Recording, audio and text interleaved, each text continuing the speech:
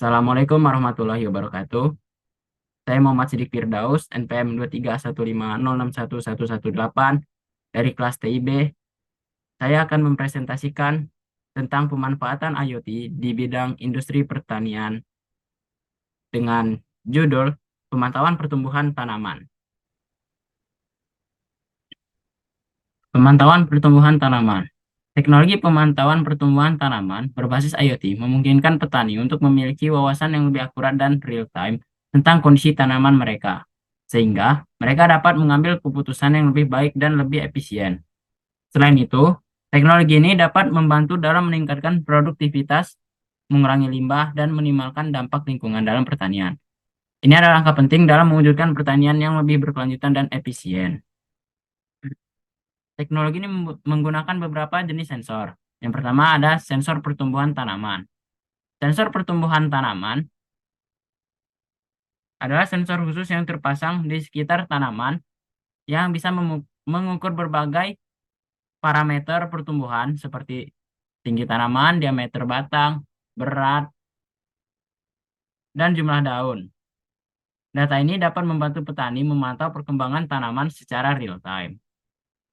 Untuk pada gambar sendiri itu adalah sensor ultrasonik yang bisa digunakan untuk mengukur tinggi dari tanaman tersebut. Yang kedua ada sensor kelembapan tanah. Sensor kelembapan tanah digunakan untuk membantu dalam memonitor tingkat kelembapan di sekitar akar tanaman.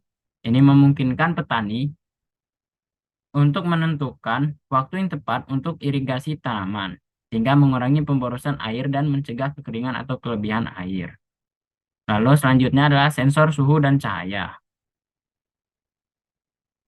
Sensor suhu dan cahaya digunakan untuk memantau kondisi lingkungan tempat tanaman tumbuh. Informasi ini dapat membantu petani dalam menentukan waktu tanam yang optimal dan mengidentifikasi masalah seperti suhu terlalu rendah atau cahaya yang kurang. Dan yang terakhir adalah sensor nutrisi. Sensor nutrisi digunakan untuk mengukur kandungan nutrisi dalam tanah, dan sensor pemantauan pupuk dapat memantau penggunaan pupuk. Dengan data ini, petani dapat mengoptimalkan pemupukan dan nutrisi. Gambar di sini sendiri adalah gambar gambar dari sensor yang digunakan untuk mengukur pH dari tanah. Selanjutnya adalah contoh dari penerapan teknologi pemantauan pertumbuhan tanaman. Yang pertama adalah pemantauan sawah. Pemantauan sawah adalah aplikasi penting dari teknologi pemantauan pertumbuhan tanaman berbasis IoT. Ini membantu petani memantau kondisi sawah, mengoptimalkan penggunaan sumber daya, dan meningkatkan hasil panen.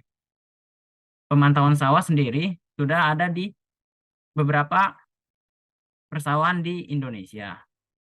Yang kedua adalah pemantauan hidroponik.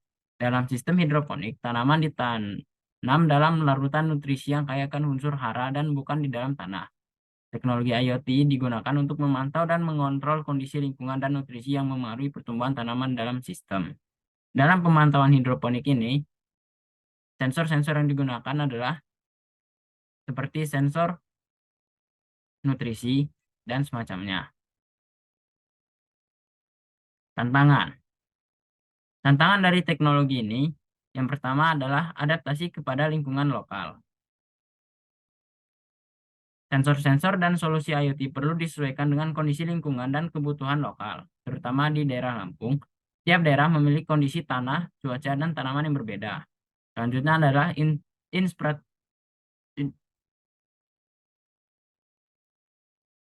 infrastruktur dan konektivitas. Penerapan IoT memerlukan akses internet yang stabil dan cepat untuk mentransmisikan data secara real-time. Tantangan konektivitas ini perlu diatasi. Selanjutnya adalah biaya. Teknologi IoT dapat melibatkan biaya awal yang signifikan untuk membeli dan menginstal sensor-sensor dan perangkat terkait.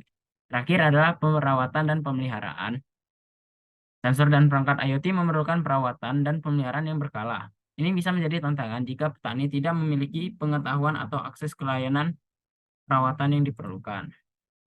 Untuk solusinya sendiri, yang pertama itu dari adaptasi, kita bisa mengkustomisasi solusi IoT untuk memenuhi kebutuhan pertanian yang khas di daerah tersebut. lalu melibatkan petani dalam pengembangan dan penyesuaian teknologi untuk memastikan relevansinya. Selanjutnya,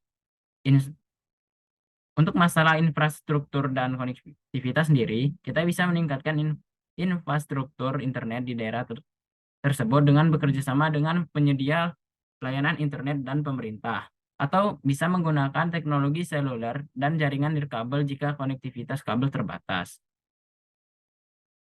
Lalu, untuk tantangan pada biaya, kita bisa menyediakan bantuan keuangan atau hibah kepada petani, terutama yang memiliki lahan kecil untuk mengakses teknologi ini, atau menggalang investasi dari sektor swasta atau lembaga keuangan untuk mendukung adopsi teknologi ini. Dan terakhir, kita bisa membangun jaringan penyedia layanan pemeliharaan dan perbaikan teknis yang dapat membantu petani dalam merawat dan memperbaiki perangkat IoT mereka, atau memberikan panduan pemeliharaan yang mudah dimengerti kepada petani. Salah satu ide yang bisa saya kembangkan dari teknologi pemantauan pertumbuhan tanaman adalah pertanian urban vertikal. Pertanian urban vertikal adalah metode pertanian yang semakin populer terutama di daerah perkotaan yang memiliki lahan terbatas. Pertanian ini melibatkan penanaman tanaman dalam struktur vertikal seperti gedung-gedung tinggi atau rak-rak yang tersusun secara vertikal. Namun karena lingkungan yang terbatas dan terkendali dalam pertanian vertikal, pemantauan yang cermat dan pengaturan yang tepat sangat penting. Inilah mengapa teknologi pemantauan pertumbuhan tanaman berbasis IoT sangat relevan dalam konteks ini. Manfaat-manfaatnya sendiri adalah bisa meningkatkan produktivitas, penghematan sumber daya, konservasi ruang, pertanian berkelanjutan, dan bisa pendidikan pertanian. Baiklah, selanjutnya adalah komponen-komponen utama sistem pertanian urban vertikal. Yang pertama ada sensor-sensor lingkungan. Sensor-sensor lingkungan di sini meliputi sensor cuaca, sensor kelembapan tanah, sensor cahaya, dan sensor suhu.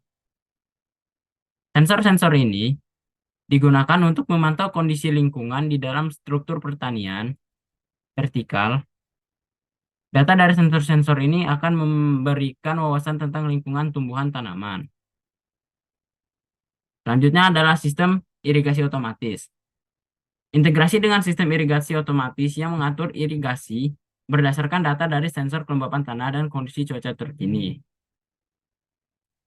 Lalu ada kamera pemantauan. Pemasangan kamera yang dapat merekam pertumbuhan tanaman secara berkala.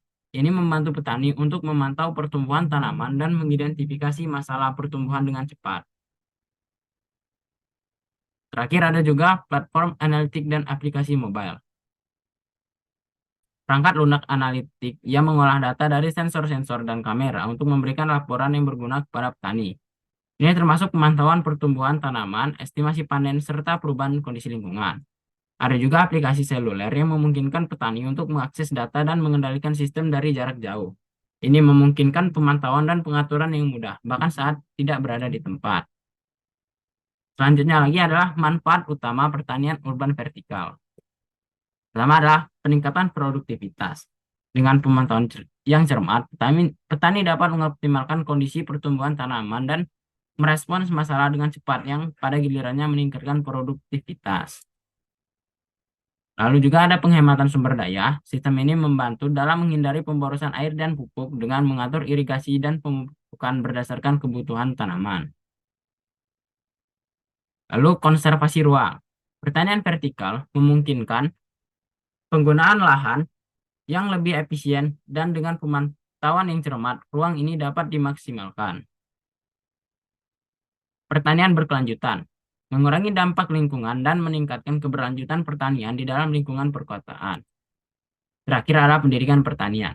Sistem ini dapat digunakan untuk pendidikan pertanian di lingkungan perkotaan dan sebagai sarana demonstrasi untuk pertanian berkelanjutan. Ide ini mendukung pertanian berkelanjutan dapat diterapkan di berbagai lingkungan perkotaan dan memberikan solusi yang inovatif untuk meningkatkan produksi tanaman dalam ruang yang terbatas. Selain itu, hal ini mendukung gerakan urban farming yang semakin penting dalam konteks pertanian masa depan. Ya, sekian dari saya. Saya akhiri. Wassalamualaikum warahmatullahi wabarakatuh.